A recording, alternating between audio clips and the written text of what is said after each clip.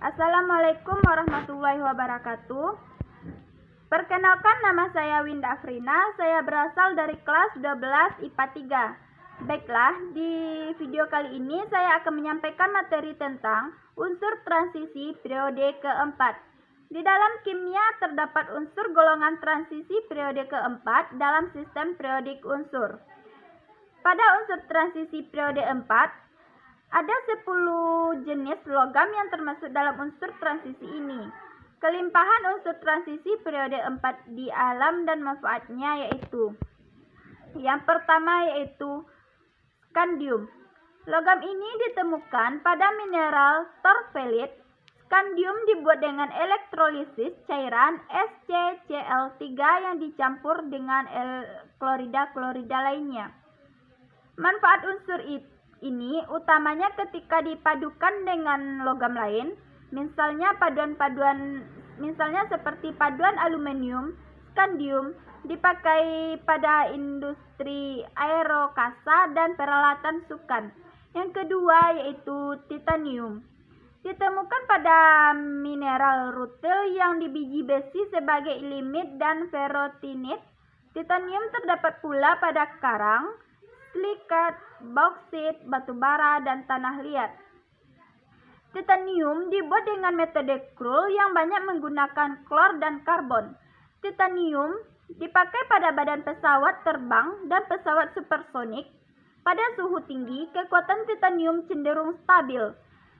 Yang ketiga yaitu vanadium. Vanadium terdapat pada senyawa carnotite dan vanadin. Vanadium atau logam campuran dengan besi dihasilkan dan reduksi V2O5 dengan campuran silikon dan besi. Vanadium kerap dipergunakan untuk membuat peralatan dengan kekuatan dan kelenturan tinggi. Contohnya seperti permobil dan alat mesin berkecepatan tinggi. Yang keempat yaitu kromium. Unsur ini ditemukan pada kromit dan sejumlah kecil kromoker. Logam krom dibuat menurut proses Goldschmidt dengan jumlah mereduksi Cr203. Dengan logam aluminium, krom sering digunakan untuk mengeraskan baja, pembuatan baja tahan karat, hingga pembentukan banyak alloy atau campuran logam yang bermanfaat. Yang kelima yaitu mangan. Mangan bisa ditemukan pada biji berupa pirulosit dan rhodoksit. Pembuatan ferromangan dilakukan dengan cara mereduksi Mn02 dengan campuran besi oksidasi dan karbon. Mangan dipakai pada produksi baja yang berguna saat pemurnian besi. Selain itu digunakan juga untuk mengeraskan baja. Yang keenam yaitu besi atau Fe. Besi jarang ditemui secara bebas di bumi, namun berada dalam wujud biji besi seperti hematit, siderit, dan magnetit. Besi dibuat menggunakan biji besi dengan cara mereduksi biji dalam tenur atau tungku. Besi digunakan dalam bahan cat seperti cat minyak, cat cair, cat tembok. Dapat pula unsur ini untuk bahan tinta atau pengkilapan kaca. Yang ketujuh yaitu nikel. Nikel bisa ditemui sebagai senyawa seperti sulfida, arsen, dan silikat. Nikel sering ditemukan pada komponen pemanas listrik seperti logam campuran. Nikel juga untuk alise seperti pada baja stainless, monel, alnico, dan nikrom. 8. Tembaga atau Cu. Unsur ini dapat ditemukan pada pirit tembaga, bornis, kuprit, melakonit, dan malasit.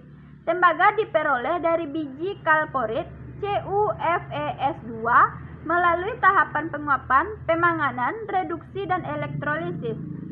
Tembaga kerap digunakan sebagai kabel jaringan listrik.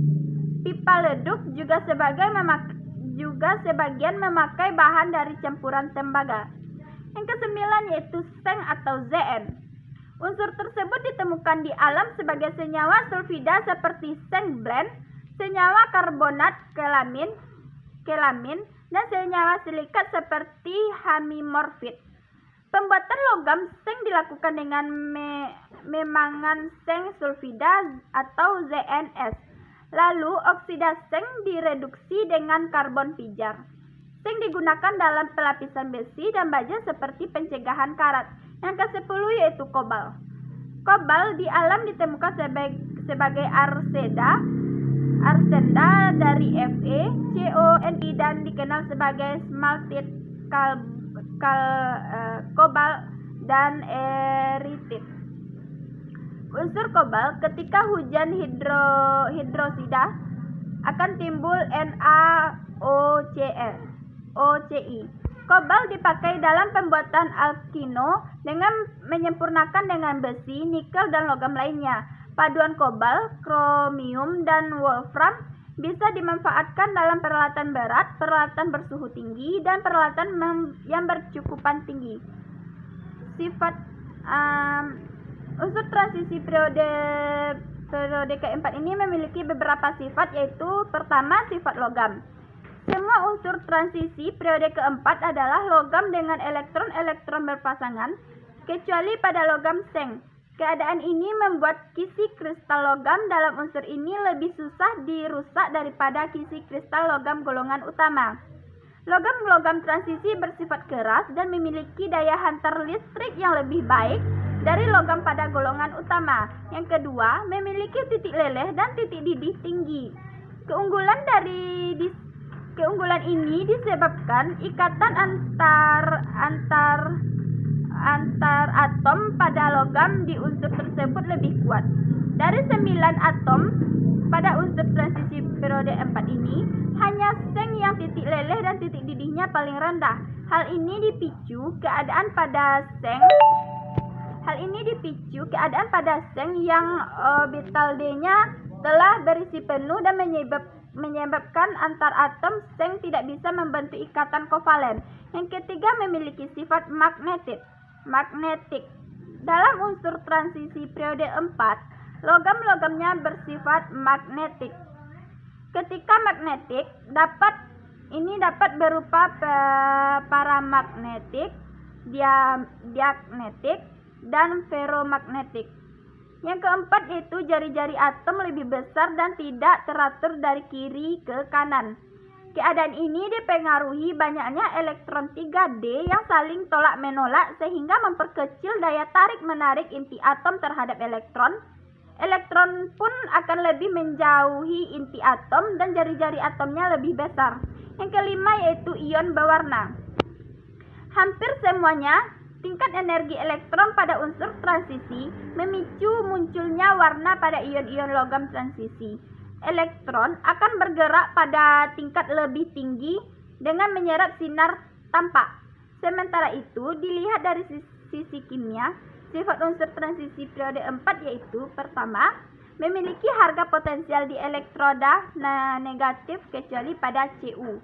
Yang kedua, semua unsur transisi bisa membentuk ion kompleks. Ion kompleks adalah struktur yang menunjukkan kation logam dikelilingi dua atau lebih anion atau molekul netral yang dinamakan ligan.